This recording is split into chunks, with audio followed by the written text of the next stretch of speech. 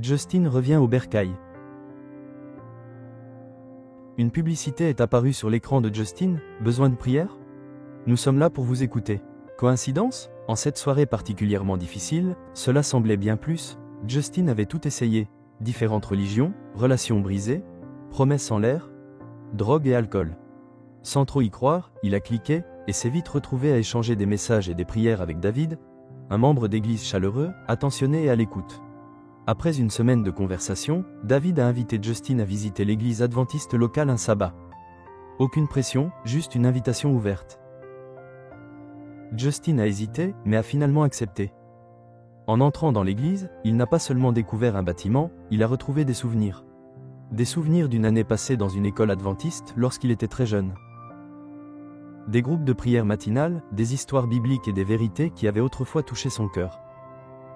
Après le culte, il s'est promené dans une des salles de l'école du sabbat et a vu une série de livres d'histoire biblique de l'oncle Arthur Maxwell, les mêmes que son professeur avait l'habitude de lire. Cela a remué quelque chose en lui.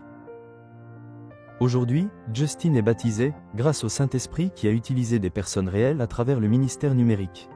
Celles-ci l'ont mis en contact avec des personnes réelles dans une église locale. C'est le potentiel de l'évangélisation hybride, toucher les gens en ligne, puis les connecter à une église locale. Lorsque nous apportons des offrandes, comme le suggère le plan d'offrande combiné, nous soutenons des ministères comme celui qui a touché Justin. Mais ce n'est que le début. Ceux qui sont touchés par les ministères en ligne finissent par entrer dans nos églises, et c'est alors que notre ministère personnel et aimant prend le relais. L'histoire de Justin nous rappelle que l'évangélisation en ligne et l'engagement personnel pour Jésus doivent aller de pair si nous voulons partager l'évangile à chaque nation, tribu, langue et peuple.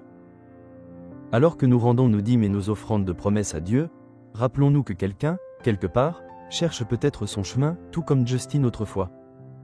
Et aujourd'hui, ces personnes cherchent souvent des réponses en ligne. En rendant notre dîme et nos offrandes de promesses, puissions-nous mettre nos désirs en dernier et Dieu en premier.